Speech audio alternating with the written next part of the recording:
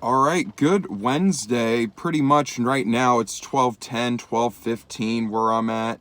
The reason I'm doing this video in the car today is because, well, I've got a dentist appointment to go to here shortly, and I had a little time. I got here early. So really what ended up occurring is I wanted to go ahead and talk to you a little bit about more of the concept of what these videos will be here in the future.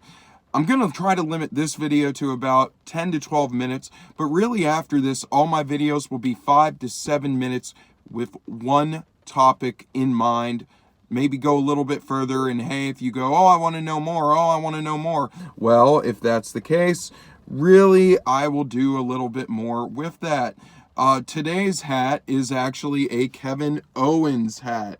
So when I'm wearing Kevin Owens, it's for the WWE. Now, I'm going to admit to everybody right now, I know that the WWE is not necessarily real. They are athletes. Let's not doubt that. They are indeed great athletes, but it's the best soap opera on TV. They do suffer injuries. I will be honest with that. I know that the stunts that they perform are very serious and that they do rehearse for hours upon hours to make sure that they get the show done right. Kevin Owens, though, was an up-and-comer that joined WWE with the whole brand in about 2011, 2012. He started performing in their NXT circuit, did great things. They brought him up in 2015 to the main event lines. He did great things. He had a great match that actually I went to for Money in the Bank at Nationwide Arena in 2015. It was awesome. It was on, I believe, Sunday, June 14th of 2015. When I went to it, I went with my wife, Kelly, and he had a great match against John Cena. It was the match of the night, even though Cena won. It was very exciting to see the performance that came out of it, and they all knew he was an up-and-comer. Fun to watch and exciting. And I still remember the main reason we went is Seth Rollins was facing Dean Ambrose, and we were rooting for Dean Ambrose to win, but unfortunately Seth Rollins won. But it was a good show, fun to watch, exciting. You know, it was in a kick where I was watching it every week, knowing of course that the stunts were awesome, but the true meaning of how it is rehearsed and understanding that. But with that being said, the reason I'm picked Kevin Owens' hat recently in the WWE, they've still done shows. They've done a great job with the shows, and they're still doing them at their performance center in Orlando, or maybe it's Tampa, but they keep doing great shows. They did the WrestleMania event there. Seth Rollins and Kevin Owens had the match, which was won by Kevin Owens. So wanted to give him a little bit of respect with the KO, not for TKO, which could happen in any of the UFC fights. But really what I wanted to bring up was now my predictions for the UFC fights. Now, what I will say, if I get 3 of the 5 right and I get 100 views, I will then go ahead and try to see if further along I can keep doing the picks. If I get 4 out of the 5 and 150 views, I will then make sure that for every event that is in this time of the quarantine, within the not bubble, but in the safe zones of where they're keeping the athletes, I will continue to do picks as we go further along. Really looking forward to next month where we have another main pay-per-view event for UFC. If I get 500 views, I will go ahead and purchase it so I can watch the fights and give a true breakdown of what I saw in each round by round. Besides that, I wanted to still go through the picks and go from here. First thing I wanted to bring up was the main fight of Till. I really think that Till upsets in the middleweight division. I know that Whitaker is a great fighter. I will not take anything away from the Australian, but I feel that England has this fight won with Till. We'll see where it goes from there. Main thing that I want to say, though, is if Till wins, awesome for him. Keeps building up a very, very amazing career. Shogun Rua, 38 years young. He can still fight. And he is going to get a close win against Najera. It might be in the light heavyweight, which close fight could still mean a knockout, but I don't think it will happen in the first round. Look for it to happen in the second or the third. Rodriguez, the lady of strawweight, still undefeated in her career in MMA fighting, and that continues. She is a great fighter, 32 or 33, I believe, in age. She will continue to get wins. Now, another heavyweight fight is Werdum. Werdum. He is another Brazilian fighter.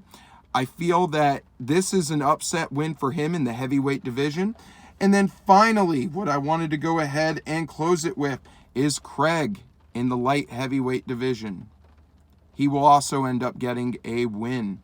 We'll see about these predictions. If I'm 3 out of the 5 right with 100 views, I will continue to do these breakdowns. If I get 4 out of the 5 with 200 views, we'll even see about maybe going ahead and doing a full breakdown by breakdown. But I don't want to just focus on that. Another thing I wanted to focus on today was baseball. It is coming back tomorrow evening. New York Yankees, my team, going ahead and facing the Washington Nationals. So, with that being said, I wanted to break down my top contenders for a championship in 2020. I'm going to give it credit, and I know people are going to say you're a hometown fan of the Yankees. I'm going to just say the Yankees have a very good shot this year. We'll see. I also am a believer that the Nationals could do a repeat. They had an incredible second half surge last year that brought them into tremendous recognition with the nation. And then, of course, winning the World Series against the Astros. Sorry, I had something in my throat. Must have been a cheating. Anyway, but with that being said, I still think that those two teams that are starting on opening night are very strong contenders. Dodger Blue, no slouches themselves. Mookie Betts, who now I'm hearing there is a 10-year, $350 million deal. Mookie's going to get that money. So what does that mean for another team that I like, the Cleveland Indians?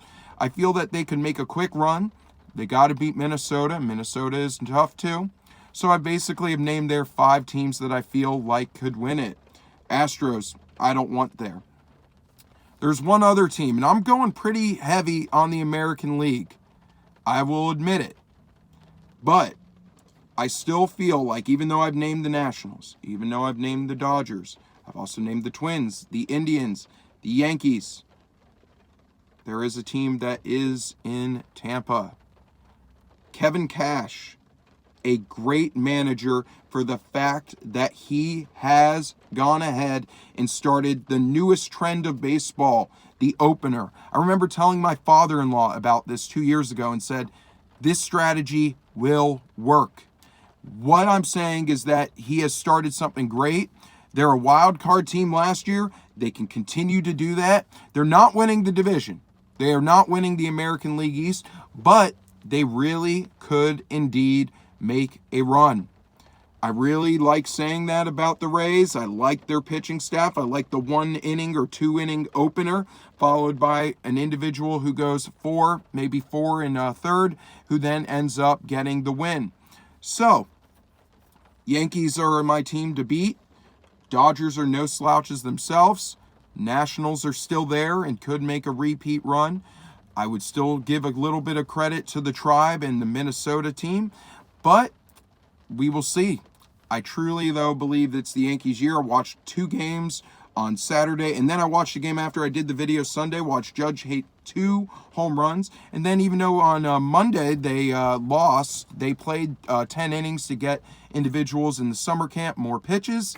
I felt that that was a good idea because Judge then went opposite field. So I feel like Aaron Judge is back. We'll see what the rest of baseball does. And then one other thing I wanted to mention today. MLS is back. Maybe I haven't given enough credit to soccer. Soccer is an international game. It is known by many. The main reason I am bringing it up is the Columbus Crew. Crew FC. 3-0 now. Making a great great push there. So, that's my hometown team. I don't really get into soccer too much, but I felt like it needed to be recognized. They've done great things. They have one gentleman, I don't know his exact name, but he's already scored 3 goals in the tournament. I feel like he could score many more. And the best thing of all that I will go with is that I will watch the next Crew game.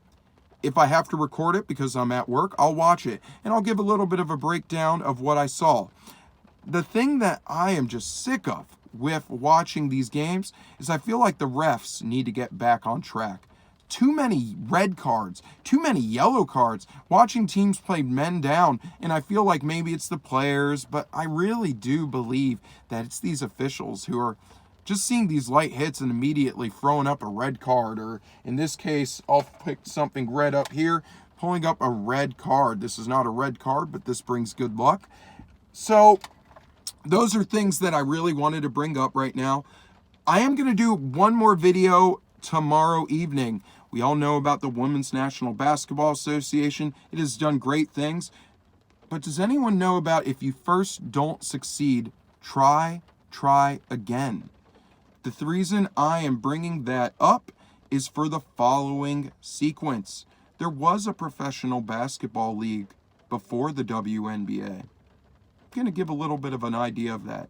Until then, this is Jeremy, going to sign off. You all stay safe out there. Have a good rest of your day.